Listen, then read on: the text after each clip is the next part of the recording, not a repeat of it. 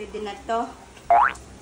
So, ayun guys, ginabi na ako ng gising. Alas 7 na ng gabi. Hindi pa kami nakakaluto ng dinner.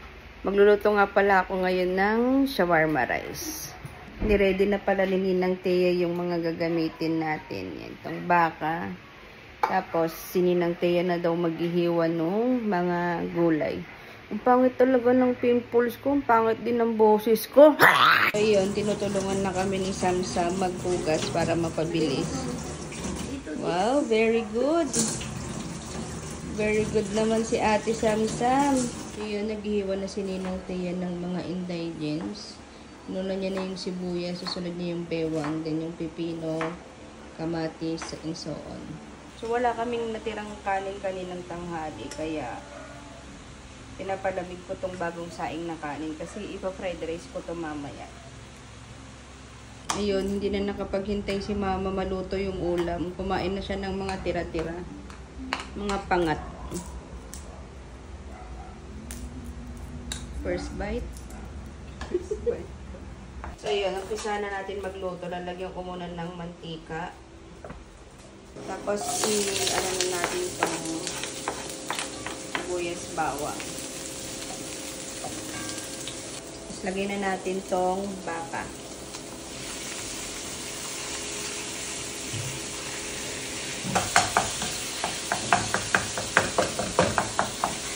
So, niready ko na yung mga ilalagay ko. Una, cumin.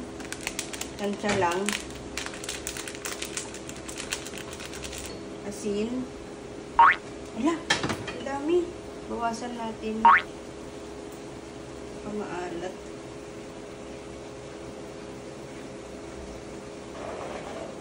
Yan. Tapos, turmeric. Paprika. Paminta. Tapos, oyster.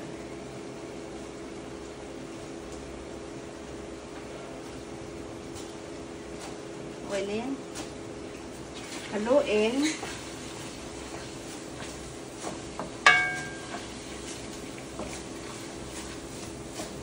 Papatuyuin lang natin ito. Tapos, okay na.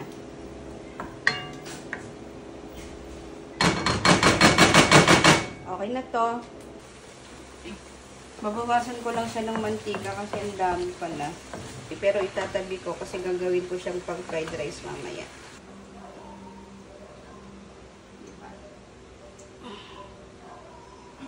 Tama na. Ba't ka umiirit? Ang bigat kaya. So, habang hinihintay nating maluto yung giniling na baka, gagawin muna natin yung garlic sauce. Meron na pala kaming nabili sa Daddy na yogurt, plain yogurt. Nasa 30 plus lang yata to. Pero titikman ko muna siya kasi baka maasim. Ay, ala. Sarap pa. Sige. Hindi siya maasim. Sarap. Ano sarap?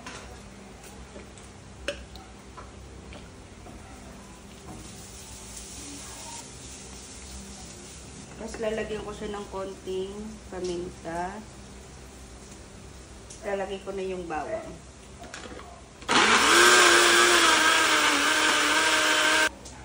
Okay na to. Tikman na natin.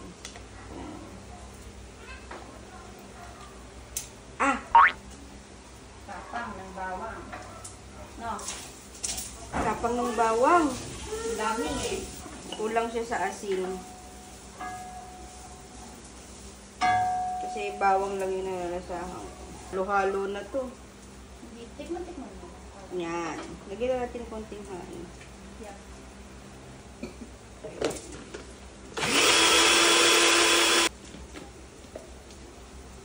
Yan natin.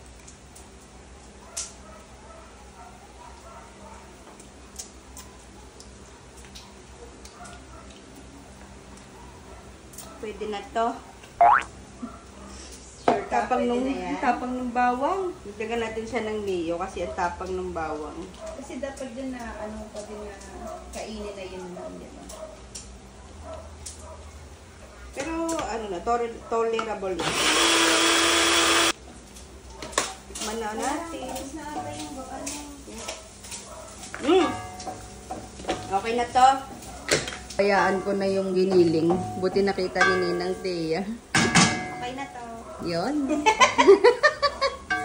Tapos na kami sa giniling. Sunod naman natin is yung fried rice. So, ito yung nakuha naming mantika kanina sa beef giniling. Yun yung gagamitin nating pang sinigang. Tapos lalagyan na natin. Ay, mali. Lagyan ko muna pala. Lagyan ko muna ng turmeric para makulay. Tapos, asin. Ay, saka natin lalagay yung pinalamig na kanin.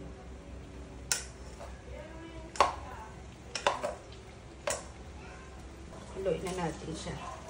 Kokopandan yung gamit naming kanin. Bigas pala.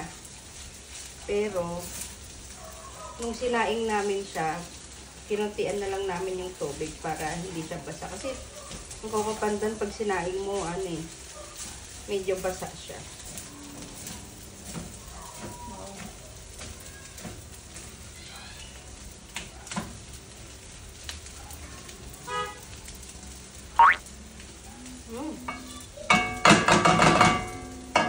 Okay na to. Kainan na. Taste-testeron na natin. Half rice lang kasi diet kami ngayon. Kain na.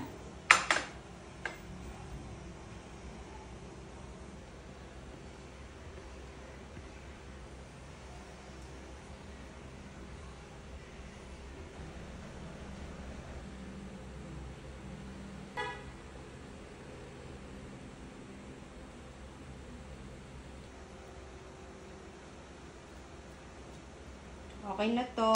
Hindi pa pala okay. Kasi hindi nalagyan ng chili flakes. Wala kasi kaming chili sauce. So, chili flakes na lang. Ito, sure na. Okay na to. Yeah. Taste-testeron time. Ano?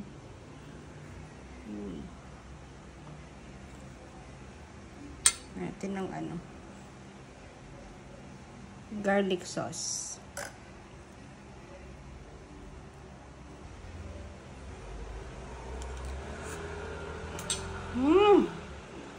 Perfect. Kuha mo, girl. Yup.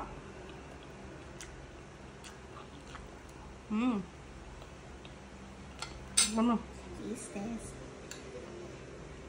Hindi mahilig si Ninang sa gulay, kaya all meat lang siya. All meat lang. Hot? Ba't nangingiwi? Parang maanghang yung garlic sauce. Ang daming bawang eh. Panghap.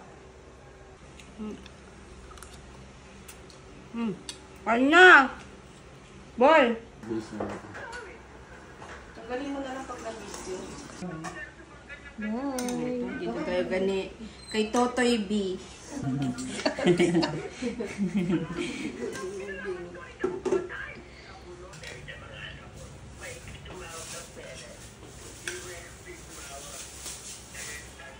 First bite. Okay na to. Okay na to lang mo yun. Yun lang. Hindi masarap. Masarap. Ha? Sabi ko na, di ba okay na to para sa vlog? Iba kasi yung masarap sa okay na to. Hindi masarap, boy. Hindi, ano mo yan? Kunin mo na. Ano yun? Hindi naman palabas. The friends. Sarap. Oh, sarap.